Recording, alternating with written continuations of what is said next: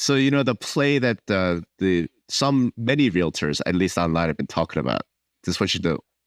You go and you sign a buyer agency agreement. Okay. And then you start working on a deal. And the seller's offering more in concessions than what your buyer agency agreement allows. So you do a new buyer agency agreement and get your buyer to sign that with the higher limit. Oh, can I take that one?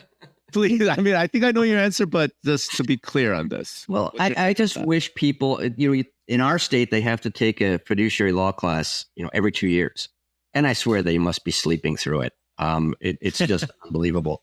When you're representing someone and you're offered money, additional money, that's not my money. That's my client's money. So the way that disclosure has to go is, hey, buyer, I've been offered $10,000. That's your money. Can I have it? Why? It's the buyer's money. It doesn't make any sense. Hey, that car you just sold over there, buyer, you just got $20,000 for it. Can I have it? There's just no good logic for the buyer agent to get that money, except maybe in these anti-rebate states, which are just a show. So what they're talking about here is what you need to be aware of as a seller and as a buyer. As a seller, you're trying to sell your house, and you may say, okay, well, I'm willing to give a concession up for my property of, say, $10,000. Well, in tomorrow's world in real estate, they have to have a buyer's agency agreement that says that they can only buy X amount. Now, that X amount could be a percentage or it could be a fixed amount. But if you're offering $10,000 and it goes to the buyer, this is what a lot of people don't understand about agency. And this is why he was bringing it up. One of the things that I teach in an ethics class is, number one, your seller has hired you to do a certain thing, such as sell their property. That's fine and dandy. However, any monies that are collected, whether or not you as the real estate broker or you as the auctioneer use that money in any particular manner, you're using seller's money to do it. The money never, ever, ever belongs to the real estate broker, and it never belongs to the auctioneer. The buyer's premium that's collected at auctions always belongs to the seller. Period. It's been fought in court. It's been settled. As we say, the science is settled. It's settled. Any money that you collect on behalf of the seller is the seller's money. So now if the seller says, oh, hey, Mr. Buyer, we'll be happy to give you $10,000 as a concession, well, that's great. Then the real estate broker turns around and readjusts their contract in order to get that $10,000. That's fraud. Hate to tell you, that's fraud. And then we're going to listen to somebody who has decided that they're going to go off the rails. And this is why it's important to have a real estate broker who understands their agency to you versus their agency to a paycheck. I think it's worth mentioning. Doug's making me, he got me this book about fiduciary law from like 1994. I don't know. I think Wendy's going to law school soon. I know. Just one more job, one more thing to do would be great. The one thing I thought was really important, it was talking about like, what do you owe to your client? And when it comes about like putting personal interest above your own, if there's a conflict, you're supposed to explain all the facts. And so my question is, so if you're supposed to get more or like you're offered more, wouldn't the facts be, hey, buyer, I'm being offered an extra 0.5%. The options are, would you want to rebate it? Can we find a way to negotiate it in your deal? Or do you want me to have it? But like facts 1 and facts 2 might not be mentioned with certain agents. And I think that's going to be a big problem. This is where we are getting into a lot of everything that you see online is generally wrong.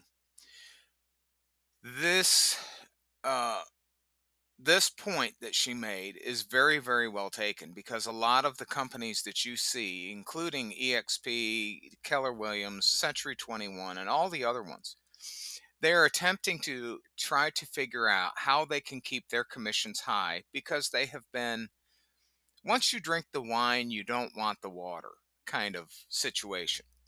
Now that they have to drink the water because they have had too much wine, now you have a situation in which you have to go to the seller to find out if there's compensation for bringing a buyer.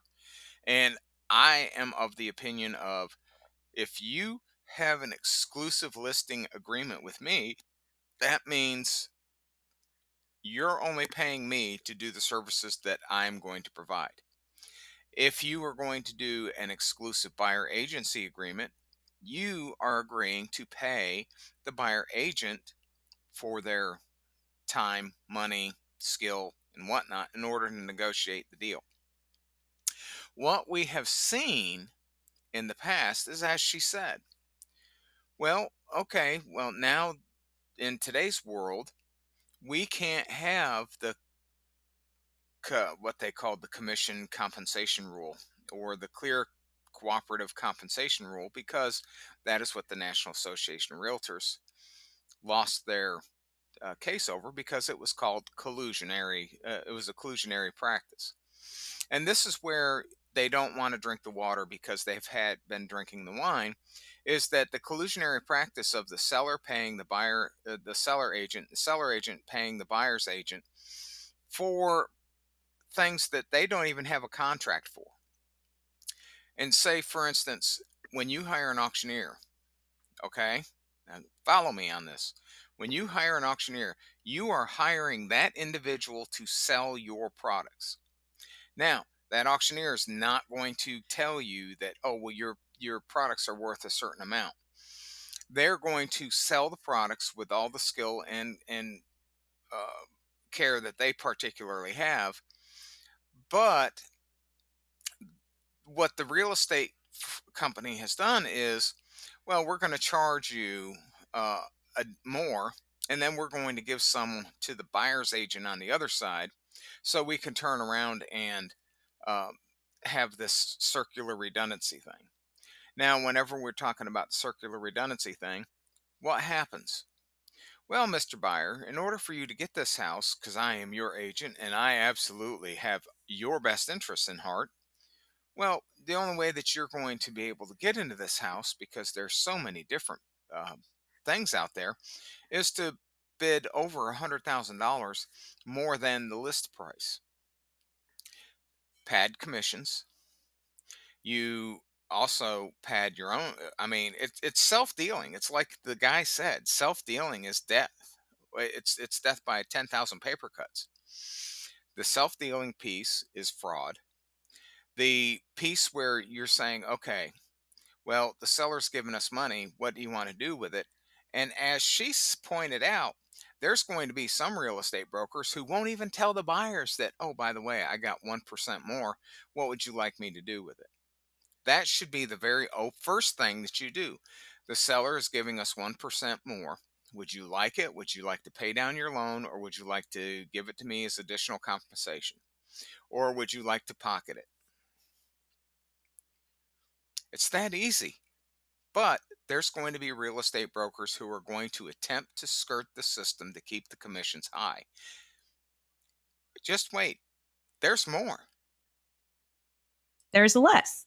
This is what can happen. What I don't think there should be, when I'm segueing you into this awful, awful TikTok that I saw today, Oh, and you're going to love this one. is that there should not be a checkbox in which apparently this agent that I saw today, broker, put it in their agreement that if the if the seller is not offering agent compensation, would you like to just skip those homes? Check yes or no. Yeah, in fact, you know what? Let's actually look at that together because I have it ready. Here we go. This was shocking, actually. And this is now on Twitter. If you follow at Later Wendy, I think this is there. Through So, the new hear this? buyer's representation agreement, because after August, buyers are going to have to sign a representation agreement before they're allowed to walk into an open house. So you'll have to have one signed with whatever That's not true. that you're working with, or sign with the listing agent that's at the open house. So I'm reading through my brokerage's buyer representation agreement, and I saw this one term and realized how important it's going to be for sellers to continue paying the buyer's agent, because there is a term in this agreement that says buyer has the option in buyer's sole discretion to direct broker not to show buyer properties where buyer may have an obligation to pay all or part of the commission. So if buyers are agreeing to pay their broker for representation, if the seller isn't paying a commission, then if there are any houses that aren't offering the buyer agent commission, the buyer can say, I don't want to see any of those houses. So Now, the thing about it is that you have to realize this, is that the agent will say to the buyer, well, we're not going to see those houses. That is the classic definition of steering. The buyers, if the buyers don't care, they're looking for a house. So what she is saying is, well, I'm going to push the blame off on the buyers for actions that I'm going to take that my brokerage says is okay. And I can tell you, if you see anything in any of those agreements that even remotely says that we can steer you away from those particular properties because it doesn't pay us, find a new broker. So sellers, it's so important now more than ever to offer compensation to the buyer's agent. If you don't, Now, this is a strong arm tactic where they will come to you and say, well, if you don't give them a certain amount of money, then they're not going to show their house. We have seen several different things come out of the NAR lawsuit. One is, well, what we'll do is we'll just go ahead and change our listing agreements where it says, okay, well, we're going to make it optional, but we're going to pressure, and this is what the coaches and all those other people have been saying, including a couple of the NAR president's new firm says, well, we're going to pressure the sellers and saying that if they don't offer it, it's highly likely that, well, buyer's agents won't show your house. Steering, and not only that, but it's also extortion. your house could be crossed off the list automatically without Bingo. a buyer even coming to see it. So it's one. Coercion. So if you want me to have my head explode, I will continue watching this. But the thing about it is that this is evidence that you have real estate brokerages and you have real estate brokers who are attempting to continue the practice of coercion, extortion, and everything else in order to continue to keep them high. So it was ethical to do stuff illegal before, and then they got their hand smacked. Then they have decided that they're going to go do all of these other things in order to keep their commissions high, because if they don't, then, oh my God, the world's going to come to an end with them. Well, let me tell you, I don't work that way. I'm going to give you my price. I'm not going to give you the price of me and everybody else. I'm going to represent you. I'm not going to represent you and every single real estate broker and every single real estate association and every single other company out there, because that is what has happened here with the NAR getting into a collusionary type of situation. And the only people who it damaged was the sellers and the buyers, because now the buyers had to come with a higher price and the sellers had to pay a higher commission because they were giving it to their competitors. And that alone was a violation of Sherman antitrust. So let's wrap this up. So, in short, basically what real estate brokerages and brokers are doing, your realtor, they're using scare tactics in order to make you believe that if certain things don't happen, then your house is never going to sell. And not only that, but they're also saying, well, because of XYZ, we're not going to be able to show your house. But it's not the buyers, it's the agents who are not willing to show the house when you, as Mr. Seller, are not offering the buyer any kind of money for paying their agent. Anyway, I am Matt Price. I am your real estate broker and your auctioneer. Call me 919-614-6288. I've got to go take an Excedrin because this is still stuff that is going on today that just absolutely boggles my mind. But yet, I'm the bad guy because I say it's wrong. And I do not treat my sellers or my buyers that way. Have a great week.